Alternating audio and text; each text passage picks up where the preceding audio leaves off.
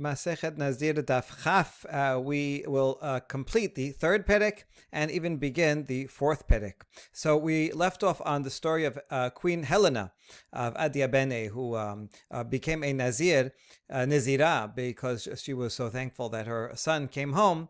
And then there's a question of how long was she a Nazira? She vowed that she would be a Nazir for 7 years if her son came home, and he did come home.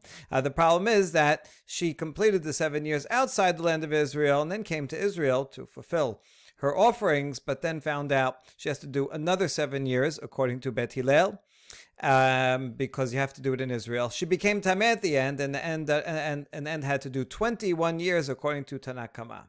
However, Rabbi Yehuda says, no, only 14 years. The thing is, Rabbi Yehuda does not tell us what those 14 years are for. Okay, for sure, the first 7 she did outside the land of Israel, and that was the basic amount. But the extra 7, we're not sure. Are they following Bet Hillel and did another 7 because now they came to Israel? And he's disputing the fact that she became Teme'ah. He's saying, no, she never became Teme'ah. She did 7 outside, 7 inside the land of Israel, never became Teme'ah. Or is she following Bet Shammai? Bet Shammai says that when you come to Israel, you only have to do 1 month, in which case she did the 7 years, and then she came to Israel, did 1 month, became Teme'ah at the end of that one month, and that's why she had to do a whole nother 7 years. See, that 1 month is a continuation of the 7 years. When she became Teme'ah, even though it's at the end, she had to do another 7 years to make up for the original. So which one is it? So that's our question. Maaseh beheleni hamalka v'chule. Ibaya lehu. Bishenit met ve'aliba debet shamai. Does Rabbi Yehuda think that Heleni Hamalka followed Bet Shammai, and the reason why she kept 14 years is because she became Teme'ah. She did 7, then she did 30, because Bet Shammai said you have to redo, not the whole thing, just part of it now in Israel, but she became Teme'ah before she completed that 30, so that broke all the 7 years, and she has to do it again. Or maybe she agrees that Queen Helena was following Bet Hillel. Rabbi Yehuda disputes the facts of the story, that she never became Teme'ah. She did 7 years outside the land of Israel, but that doesn't count because you can't be a Nazir outside the land of Israel, because the whole land is Teme'ah, is Tameh. So she came to Israel and did the redo of the 7, but she was never tameh, not outside, not inside the land of Israel. That's the question. There's 2 ways to interpret Rabbi Yehuda. And the answer is Tashema. Alta la'aretz vehoruha bet Hillel sheteh nizira od sheba shanim acherot. Let's prove it from the Mishnah itself that says she came to Israel, and Bet Hillel said to she should be a Nazirah of another 7 years. Now, certainly the Mishnah, as it is Tanakama, and says that she went to Bet Hillel. So Rabbi Yehuda could be disputing that part of it. Question is, can we tell from here what whether you should change Bet Hillel to Bet Shammai for Rabbi Yehuda? Can we tell from the number of years? So yes, we can. If Rabbi Yehuda omer lo hayta nazira el 14 shana 14 shana u30 yom ba'eleh. So if you think that she became Teme'ah, and Rabbi Yehuda assumes that Heleni followed Bet Shammai, not Bet Hillel, right? So we have to change in the story Bet Hillel to Bet Shammai. If so, the rest of the details also don't fit, because Rabbi Yehuda says 14 years, but if she was following Bet Shammai, it would have to be 14 years plus 30 days. Why? She did 7 years outside the land of Israel. Then she came to Israel. Bet Shammai said, "Oh, you got to do 1 month replacement in Israel." She did the 1 month almost. She became Teme'ah near the end of that 1 month, and then she had to do 7 more years. Okay, that altogether, that's 7 plus 7, 14 years plus the other month. But even Rabbi Yehuda himself, in his own words, didn't say 14 years and a month. He just said 14 years. Therefore, we can prove from the very language of the Mishnah of the 14 years that Rabbi Yehuda is agreeing and assuming that she followed Bet Hillel. He's simply disagreeing about the part that she became Teme'ah again. That, I don't know, someone exaggerated that part of the story along the way, according to Rabbi Yehuda. And it was 7 and 7, exactly 14. And so the Talmud Bavli comes to a definite conclusion.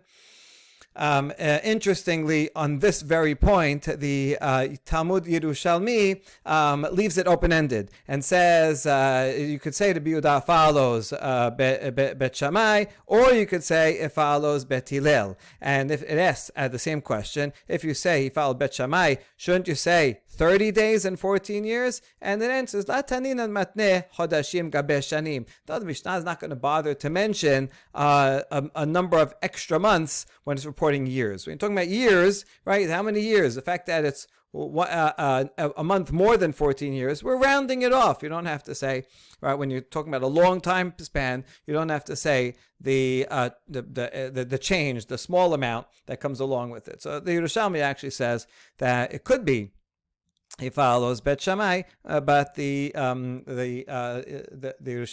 Bavli would want the Mishnah to be more precise and say a month also. Okay, good. Now Tanya Namehachi, we also have a baraita that supports this conclusion that Rabbi Yehuda followed. Rabbi Yehuda assumed that Queen Helena followed Bet Hillel. Maybe this is the reason that the Bavli assumes that and doesn't agree with the Talmud Yerushalmi, because it does have another braita here that will support the conclusion. Here's the braita. Rabbi Yehuda Omer Mishum Rabbi Eliezer Damar Kera Zot Torah HaNazir HaTorah Amera Ki Nitma Beyom Melot Ten Lo Torat Nazir. We need to see the full context of this pasuk to appreciate the derasha. The pasuk says, "Vezot Torat HaNazir." So Torat HaNazir is a key word that means a typical Nazir period of 30 days. Beyom Melot Yemei Nizra. So if we go back here, Zot Torat HaNazir, Beyom Melot. So we take Beyom Melot to mean if one becomes Tameh on the day, Ki Nitma Beyom Melot, one became Tameh Lamet, on the very last day of the count, then you don't have to redo the entire amount if it's more than 30 days, but rather, Zot Torat HaNazir, you only have to do a minimal amount of regular Nazirut, which is 30 days. That is Rabbi Eliezer's opinion. We saw that back on Daf Tet Zayin, where Rabbi Eliezer disagreed with others. And so this, according to Rabbi Eliezer, Rabbi Yehuda says in the name of Rabbi Eliezer that one who becomes Tameh on their last day, if in this case, let's say it was 7 years plus 30 days for Bet Shammai, right? She vowed 7 years. Bet Shammai adds 30 days. So we consider that all one long Nazirut period. And then she became Teme'ah on the last day of that period. Well, according to the Eliezer, she would not have to redo an entire 7 years. She would only have to redo 30 days, right? Just like anyone. If I said 100 days and it became Tameh on the last day, on the 100th day, I only have to redo 30 days, according to Rabbi Eliezer. And therefore, according to this, once again, if Rabbi Yehuda was assumed that Helena is following Bet Shammai, then she would only have to be a Nazir, all told, for 7 years and 60 days, right? So only 30 days make up for becoming Teme'ah. And the Mishnah does not say that. The Mishnah says 14 years, and so this for sure is way off. It's not a month off. This is 7 years off, minus 30 days. And so this for sure proves that the Mishnah that Rabbi Yehuda cannot be assuming that Helena is following Bet Shammai. Okay, notice that the Tanya Namehachi here doesn't work as it usually does. It doesn't say the same exact thing as it does before, because the argument before was that it would be, according to Bet Shammai, 14 years and 30 days. But this is 14 years, so it can't be Bet Hillel. And according to this, if they followed Bet Shammai, it would be for 7 years and 60 days. So it actually comes to different conclusions, but the main point is that they're the same in that neither of these conclusions would work for the language of the Mishnah that said 14 years straight. And therefore, in the Mishnah, we should assume the Yehuda was following Bet Hillel in his calculation of 14 years, and Queen Helena went and asked Bet Hillel. All right, very good. Now we get to the last Mishnah of this Perek. Mishahayu shete chite adim me'idot oto. Elu me'idim shenazar shetayim, ve'elu me'idim shenazar hamesh. Okay, so they have this guy. He denies that he is a Nazir, right? He says, I never made a Nazirut. I don't know, maybe he forgot or whatever. But we have two sets of witnesses that say they heard him take upon himself a vow of Nazirut. Now, what the first set of witnesses says that we heard him say 2 periods of Nazirut, right? 30 days and 30 days. However, the other pair of witnesses said, we heard him say, I take upon myself 5 terms of Nazirut. All right, so now you have contradictory evidence. Usually when you have contradictory evidence, you throw them both out because they're in conflict. The question here is that, although they're different from each other, they do have a common denominator. Both of them agree he took upon himself at least 2 terms of a Nazirut obligation. So how do we treat this type of contradictory testimony? Bet Shammai omrim nechleka ha'edut. Bet Shammai says, we throw it out altogether. Because it's not the same, then one is not true, and so we don't know which one is not true, so you have to throw them all out. It would be kind of like, if one group of witnesses says this guy committed a murder on this day in Chicago. Another set of witnesses says he committed a murder on the very same day at the very same time in New York. Well, one of them is lying because he couldn't be in both places. So we don't convict him of murder because, they both agree that he murdered someone. He says, no, once two sets of witnesses contradict, then we know there's something wrong with them, and therefore we have to throw out the entire thing. Okay, let's call this the lenient opinion, lenient on the defendant, right? Defendant is in the clear, not a Nazir at all. ואין כאן נזירות. ובית הלל אומרים, יש בכלל 5 שתיים, שיהיה נזיר שתיים. But Bet Hillel says, wait, within 5 is 2, right? 2 is a common denominator. They both agree that he is a Nazir at least 2 times. So yes, he has to be a Nazir 2 times, maybe more like a monetary case. One says you owe 500, one says you owe 200. Well, both agree that you owe 200, so at least pay that. And that's the opinion of Bet Hillel. We'll call this the Machmir opinion, that we're Machmir to assume that even though the defendant denied that he is a Nazir at all, well, we have testimony, and all the testimony, both sets of witnesses agree that you're at least twice, so we are stringent upon you, even though there is in fact a difference between the 2 sets of witnesses. All right, that is the Mishnah. It's going to get a little bit more complicated, and the Gemara is going to make some finer distinctions in these cases. Matnitin de lo ki haytana. Our Mishnah would not agree with the following baraita, the Tanya. Rabbi Ishmael beno shel Rabbi Yochanan ben Berocha omer. לא נחלקו בית שמאי ובית הלל על 2 חיטי עדים, אחד אומרת 2 ואחד אומרת 5, שיש בכלל 5 שתיים. According to him, Bet Hillel and Bet Shammai did not disagree in this case of 2 sets of witnesses. In fact, they both agree that one would be stringent in such a case because 2 is included in 5. And so if it's 2 sets of witnesses, even Bet Shammai would agree that he has to serve at least 2 terms. So you see from this that this is not the same as a Mishnah. However, this Baraita agrees that there is a machloket. It's just that it's in a different case. Amad nechleku al kat achat. אחד אומרת 2 ואחד אומר 5, שבית שמאי אומרים נחלקה עדותן, ובית הלל אומרים יש בכלל 5 שתיים. Or they disagree regarding 1 pair of witnesses, meaning 2 people, where one of the pair, 1 witness only, says, I heard him say 2 vows. And the other one says, I heard him say, I want to be a Nazir 5 times. In that case, where it's 1 against 1, so then it's a problem because do they even match up, to come together even as a pair of witnesses? We know that every time you always need 2 witnesses. I mean, in most cases you need 2 witnesses. And before we accept a testimony of 2 witnesses, you separate them and we ask them a lot of questions. What, who, where? We have to make sure that the testimony matches. If it doesn't match, in any significant area, then we throw it out. So we understand that Bet Shammai would say, sorry, this is a mismatch, right? If I have two witnesses that say 2 and two witnesses that say 5, since both sets of witnesses are verified, legitimate, so then I'll say, yeah, okay, they agree at least on 2, so you have to do 2. But if I have one witness saying 2 and one witness saying 5, and their testimonies don't line up, then their entire testimony is not verified. It is illegitimate. We just throw it out. And therefore, in that case, that's when Bet Shammai would say we should be lenient and let him off the hook. Whereas Bet Hillel, this is where he is stringent. More stringent than Bet Shammai, and says, wait a second, even one against one, even 1 and 1 that are trying to come as a pair, yeah, we can put them together as a pair, because even though their testimony differs regarding 3 of them, but they agree on the first 2, so let's accept their testimony.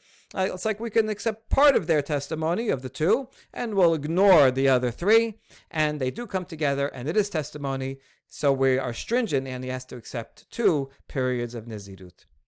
Good. Okay, that is a Baraita. Our Mishnah is not like this Baraita, so we can move past it. And now we're going to get to another qualification, this time by Rav. Amar Rav, the first generation Amora in Bavel, says, Hakol modim bemoneh. Everybody, Bet Shammai and Bet Hillel, agree in a case of counting, where they don't just simply say 5 and the other one says 2, but we're going to clarify what this means. Counting, if they are counting, then everyone agrees that the testimony contradicts each other, so everybody would agree with Bet Shammai that we are lenient and we throw out the testimony. Okay, now we have to clarify, what does this counting mean? Amar le Rav Hama le Rav Chisda. Maika Amar, what is Rav saying? Ile machad omer 5 velo shetayim, v'chad omer shetayim velo 5, ha kam mechasheh hadadeh. If by counting you mean that one set of witnesses, we're back to the sets of witnesses, because this is directly on the Mishnah.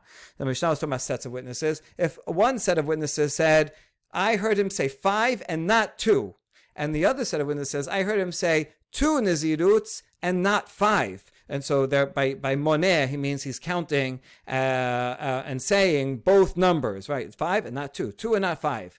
In that case, they're clearly contradicting each other. I mean, there's no common denominator, because they're saying, we heard a certain word that he said. I heard him definitely say, right, shetayim, whatever language he was speaking, it doesn't matter. But shetayim doesn't sound like chamesh. I heard if he said chamesh, I heard him say shetayim. So they are directly saying, you are wrong. And the other one says, you are wrong. Well, in that case, clearly everybody would agree that they contradict each other, and we throw it out. So Rav would not have to say such a statement. This would be so obvious, right? It wouldn't be, no one would even think that you would make him liable in that case.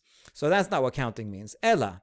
Echad omer achat shetayim, v'echad omer shalosh arba chamesh. Rather, counting means counting up. The first witness comes and says, I heard him take upon him the number of Naziruts, 1, 2. Right? He's counting. He took not only 1, but 2 terms of Nazirut. And then that's one pair of witnesses says that. The other pair of witnesses follows up and says, oh, no, he took, you know how many sets of Nazirut terms he took upon himself? 3, 4, and 5. They're kind of continuing the count. So the first says, he said 1, 2. The other one says 3, 4, 5. And in that case, since it's counting up, so now what would be the verdict in that case? According to what we just read, Rav says, Hakol modim bemoneh, everyone agrees. Right now we're assuming that means everyone agrees that they contradict each other. So let's try to understand, why would that be called contradictory? Well, it'd be called contradictory because they're being very precise. One set of witnesses says 1, 2, right? Maybe they heard him say 1, 2. But by saying that, we only heard him say 1, 2. The other one said, we heard him say 3, 4, 5. By saying it that way, it's almost like they're contradicting each other more severely than if one just says 2 or one says 5. If they're just saying a number, then yeah, 2 is included in 5. But if they're recounting more precisely the verbiage, the formula, and so 1, 2 is very different from 3, 4, 5. Right? 3, 4, 5 sounds precisely 5 and not 2. And 1, 2 sounds like precisely 2 and not 5. So because they're remembering more of the details, It's similar to saying 2 and not 5, 5 and not 2. And that's why Rav would say if they just say one number, one says 5, one says 2, then they're remembering the overall number, that it's many, and maybe one misheard, misremembered, misheard, and he thought he may sound 5, but he remembered that was multiple, so then they can agree. But if they're remembering a formula, 1, 2, 3, another one, 3, 4, 5, then they're definitely contradicting each other. All right, that's how we understand Rav so far, that he is interpreting it for leniency, that if they're counting, then you throw it out. But now the Gemara is going to say, lama li, this doesn't make sense. Hashta yesh lomar hamirta amar Rav, kilta lo amar.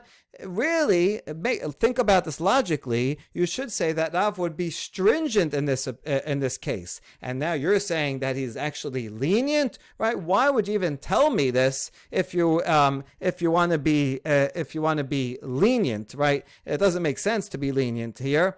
If anything, it should be stringent, right? So halam ali is not that we don't need it at all. That's the way the phrase usually is used. I think here it's being used as, here, why would you tell me it if it was for leniency? If anything, it should be for stringency. Because in fact, Amri b'ma'arava in the West, they quote Rav saying, "En hachasha b'moneh," that if you're counting up, then they do not contradict each other. Everyone would agree that it's at least 2. In other words, the idea is as follows: if one says 5 and one says 2, that's where there's a machloket. But if you're counting, the first set when it says 1, 2, and the other continues and says 3, 4, 5, since they're counting, so 2 is included within the count up to 5, right? So one says 1, 2, the other set of witnesses are agreeing with the 1, 2, because they're just saying plus 3, 4, 5. Right? So if I say plus 3, 4, 5, I'm agreeing to your 2. So because they're explicitly agreeing, the one that said 5 is explicitly agreeing with the 2. I see your 2, and I up the ante another 3. They're agreeing to the 2. So that's in that sense, both are agreeing. The 2 has both sets of witnesses are in agreement. So the 2 is for sure, lock it in, and that person is liable. The 3, 4, 5, only one set of witnesses said it, the other contradicted, so throw that out. And so that's the conclusion that, well, you thought at the beginning that the Rav was saying Hakol Modim is ambiguous. It could be everyone agrees for leniency or everybody agrees for stringency. So at first we thought that meant Rav was saying for leniency, but if it's 5, again, 5, 2, 2, 5, 5 and not 2, 2 and not 5, that's too obvious a case. So we're trying to find a case. So it means counting, but counting, you wouldn't be lenient. What you're saying? You're saying lenient? If anything, it should be machmir. And in fact, in Yerushalmi, Rav is machmir in that very case. So that's how we have to understand it. Okay, I think this is the best proper way to understand the Talmud Bavli. However, if you look at most of the commentaries here, they're confused about it because they says Chamir ta'amar Rav, that Rav had said something stringent, and it looks like, well, Rav never said anything before this. This is the only thing he said, and so they take out the word Rav. And if you take out the word Rav, so then you could read it differently than I explained it. But I don't think you can take out the word Rav, because if we look in the manuscripts, you see Rav is in all the manuscripts. There is no manuscript that does not have the word Rav in it. Therefore, we should read it as Rav being there. And when the Bavli is quoting Ba'ma'arava, the Ba'ma'arav means in Eretz Yisrael, if we look in the Talmud Yerushalmi, corroborates this fact exactly. Rav says, Bekolel nechleku, aval beporet. Poret means if they're counting, then everybody agrees that yesh bicha chamesh shetayim shehen nazir shetayim, that we're machmir, and everybody agrees. So you see clearly that Rav in the Yerushalmi says we are machmir. And so back to the Bavli, I think this is the best way to interpret it in light of the manuscripts and in light of the Talmud Yerushalmi. Rav said a statement. We thought he was saying being lenient, and then we said no, it can't be. Logically, it has to be that he means stringent. If they're counting, then 5 includes 2, and so he has to have 2. And then, in fact, in the West, that is in fact what I've said, and in our Yerushalmi we have the same thing that corroborates it. All right. Hadran alach mi she'amar chazakim uberuchim. And now we are ready to begin the fourth perek with a new Mishnah. Mi she'amar hareni nazir v'shama chavero ve'amar va'ani kulam nazirim. One person says, I am a nazir.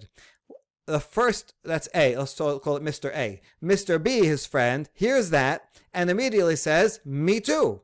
And then a third person, Mr. C, says, va'ani, me too. So they're all nazirim. In other words, not only can you copy and paste once, you can copy and paste the copy and paste and do it twice. Now, hutar harishon huteru kulan. If the first, Mr. A, goes to the sage and dissolves his nizirut, just like a regular vow, you can dissolve a nizirut, then Mr. B and Mr. C also are dissolved. Since their nizirut points to Mr. A's is dependent upon it, right? They're just building, they're copying him.